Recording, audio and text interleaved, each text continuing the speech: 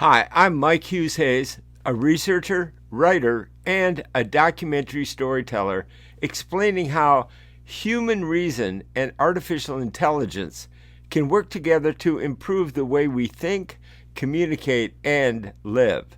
This is It Never Hurts to Ask AI. It's about impactful communication for the AI era to keep us all safe. This is a podcast built on a simple belief. Better questions lead to better answers, and better answers lead to wiser decisions. In each podcast, we investigate real stories, real risks, and real opportunities emerging from the age of intelligent machines. It's always one goal that we have in mind: strengthening human judgment, not replacing it. Because the future won't belong to AI alone, it will belong to those who learn how to think with it. Today's story begins with a phone call that looked real, sounded real, and triggered every instinct a parent has, but it wasn't real at all. It was a new kind of crime powered by artificial intelligence, where trust itself becomes the weapon. In this episode, we share our notes on how AI voice cloning scams work, why human panic is the hacker's greatest tool, what simple plan every family needs to be in place before that dreaded phone call rings. Because in the age of intelligent machines, our greatest defense is still human reason, strengthened by the courage to pause, verify, and ask. It never hurts to ask AI. Might just save you from believing the unthinkable. We need to talk about a new kind of scam. One that's just terrifyingly real, using AI to perfectly copy the voices of the people you love. Now, it's a huge and growing threat, for sure. But by the end of this, you're going to know exactly how it works, and more importantly, how to shut it down cold. So I want you to just picture this for a second. You're driving, just a totally normal day, and then your daughter's number pops up on your phone. You'd answer, right? Of course you would. But what you hear next, it's a parent's absolute worst nightmare. And look, this isn't some made-up scenario. This is exactly what happened to CBS News anchor Juliette Goodrich. She's in her car, her phone rings, and when she looks down, everything looks completely normal. It's her daughter's picture, her number, even her little nickname on the caller ID. There were 0 red flags, so naturally, she picked up. What happened next was just 7 minutes of pure, gut-wrenching terror. Juliette answers the phone, she says, "Hi, honey," and she hears her daughter's voice reply. That familiar sound, well, it instantly creates a sense of trust, right? But then, all of a sudden, it sounds like the phone is ripped away and a man's aggressive voice comes on the line. The entire feeling of the call just flips from a casual hello to a life-or-death crisis in a literal split second. He makes his threat and demands $2,500. And in that moment, all logic just goes right out the window. And this is when the attack becomes truly real. He says those 4 words that would stop any parent's heart cold. "I have your daughter." The panic is immediate, it's overwhelming. You have to understand, this is a sophisticated, emotionally targeted attack. It's designed to push the one button every parent has, that deep, primal fear for their child's safety. So, the big question is, how on earth did they pull this off? How did they make the call not just look like it was from her daughter, but, and this is the really terrifying part, sound exactly like her? Let's break down the anatomy of this scam. It's a chilling combination of some old-school tricks and some powerful new AI. I mean, just think about how much scams have evolved. We all know what to do with those weird random numbers that pop up, the ones our phone flags as spam likely. We just ignore them. But these new AI scams, they're a completely different beast. They look real, they sound real, and they're specifically designed to blow right past all of our usual defenses. So, the first piece of this puzzle is a trick that's actually been around for decades. It's called phone spoofing. This is how the scammer made the caller ID show her daughter's actual phone number. It's the first layer of the deception, and it's all about getting you to let your guard down and just pick up the phone without thinking twice. But this second part, this is the real game changer. AI voice cloning. Scammers use artificial intelligence to listen to a sample of someone's voice, and then it creates a digital copy, a copy that is frighteningly realistic. It can say anything they want it to say, in a voice that you know and a voice that you trust. So you're probably wondering, how much of your voice do they even need to do something like this? Well, according to experts, it can be as little as 3 seconds. Just think about that for a moment. A simple voicemail message you leave for someone, a short video you post on social media, that's more than enough material for them to create a weapon to use against you and your family. Okay, so that's the threat. It's sophisticated, it's scary, and it is very, very real. But, and this is a big but, you are not helpless here. The great news is there's a simple 3-step safety plan you can put into place right now to protect your family. Let's walk through it. All right, here's the game plan. Step 1, and this is the most important, create a family safe word. It should be a totally unique word or phrase that only your immediate family knows. If you ever get a sketchy call like this, your very first question is, what's the safe word? Step 2, use location sharing on your phones. It's a fast, silent, and private way to check if a family member is actually where they're supposed to be, without even needing to talk to them. And step 3, just be mindful of your digital voice footprint. Maybe rethink having a public voicemail greeting or posting videos online where your voice is clear. The less material you give these scammers, the better. Now listen, while all 3 of those steps are important, I want to double down on the single most effective tool you have. Seriously, if you only do one thing after hearing this, please make it this one. Here's the critical point. You cannot figure this stuff out in a moment of sheer panic. It's impossible. When that fight or flight response kicks in, your logical brain just shuts down. The time to prepare for this is now, before that phone ever rings. You have to have these safety nets already set up. And this is exactly why that safe word is so powerful. It's your ultimate lie detector. Think about it. A scammer can spoof a number, sure. They can clone a voice, absolutely. But what they cannot do is know a secret that exists only in your family's minds. It's the one piece of information that simply cannot be hacked or faked. So, I'll just leave you with this final thought. We all teach our kids what to do if there's a fire, right? We have escape routes, a meeting spot. It's just standard practice. We need to start treating our digital safety with that exact same level of seriousness. So ask yourself this. Your family has a fire plan, but do you have a phone plan? Okay, I want you to just picture something for a second. You're in your car, maybe you're commuting, maybe just, running an errand. It's a totally normal day. Then your phone buzzes. Right. You look down and the screen lights up with the face of the person you love most in the world.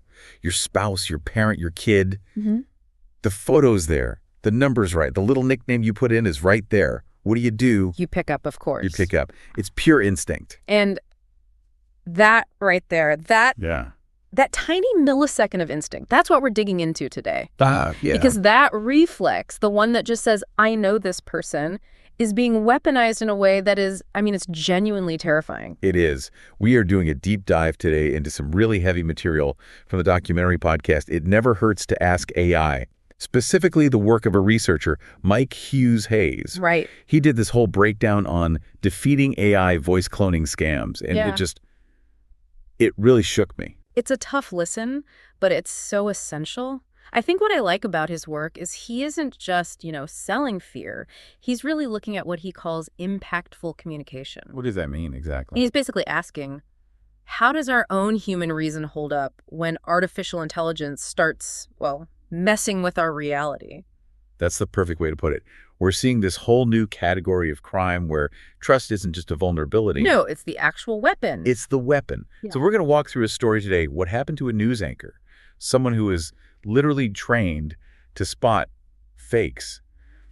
And look at this 7-minute nightmare she went through. And this is the important part. We need to talk about the mechanics. We have to understand how the technology works so we can actually build a defense. Right, because by the end of this, we want to give you a concrete 3-step plan. Not just be careful, but actual tactical things you can do today. Yeah. But first, we have to look at the anatomy of the trap itself. Let's talk about Juliette Goodrich. So Juliette is a CBS news anchor, and I think that matters, She's not someone who's going to fall for a Nigerian prince email. She's skeptical by trade. Exactly. She's driving to work, just like we said in the beginning.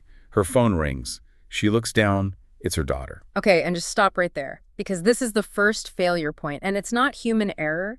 It's a design flaw in how we trust things. What do you mean? Well, we're conditioned to trust the screen. If it said unknown caller or spam risk, her guard immediately goes up. Of course. But she sees her daughter's face. Her brain it skips the verification step entirely. It goes straight to trust. So she answers. And the first thing she hears is, "Hi, honey," And that's the hook. in her daughter's voice. The exact tone, the cadence, everything. And that phrase, "hi, honey," that's not accidental. Psychologically, hearing a loved one's voice, it bypasses the logical part of your brain and hits the amygdala, the emotional center. Wow. In that split second, you are not analyzing audio compression rates. You're feeling love. You're feeling connection. But then, the connection just snaps. The phone sounds like it's been ripped away from her. The soundscape changes. Instantly. Yeah. And a man's voice comes on. He's aggressive, loud, and he says, "I have your daughter." It's a classic psychological pivot. They lure you in with comfort, then they just hit you with pure terror. He demands money, $2,500. Yeah. He says, she won't be hurt if Juliette pays up.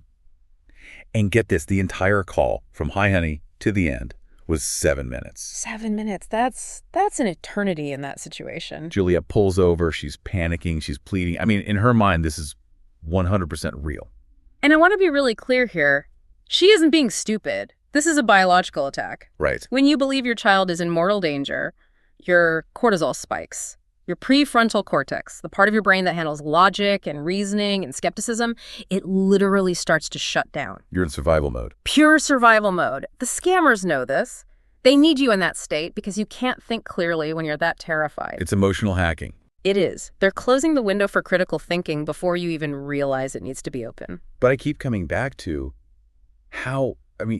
Juliette knows her daughter's voice better than anyone on earth.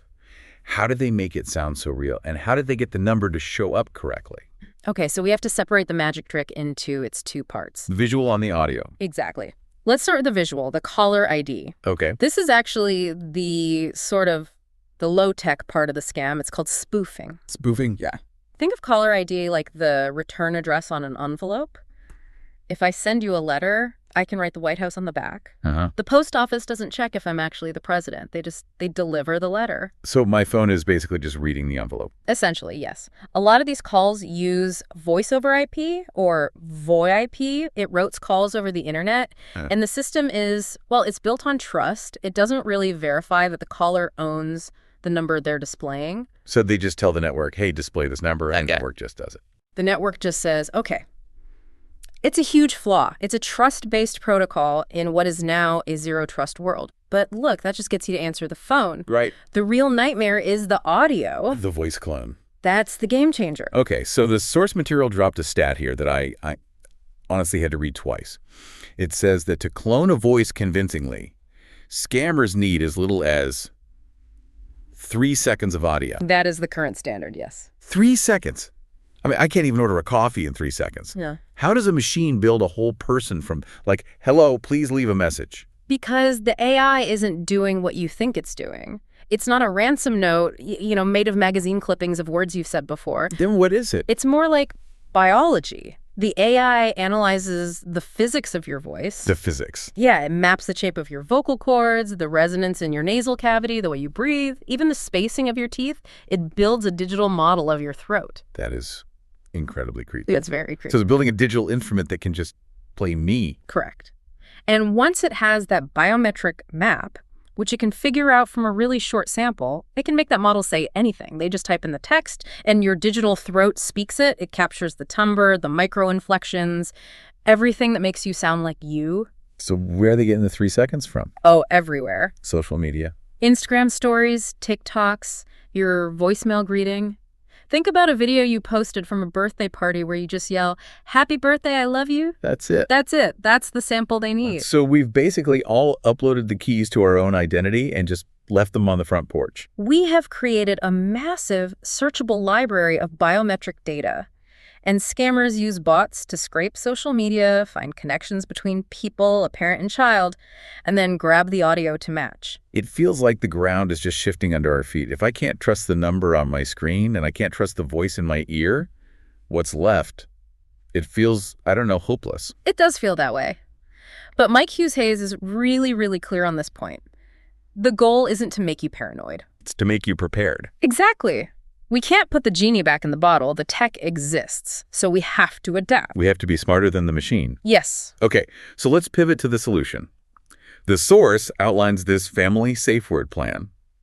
And I'll be honest, when I first read safe word, I kind of rolled my eyes a little. Sure. It sounds like something out of a spy novel.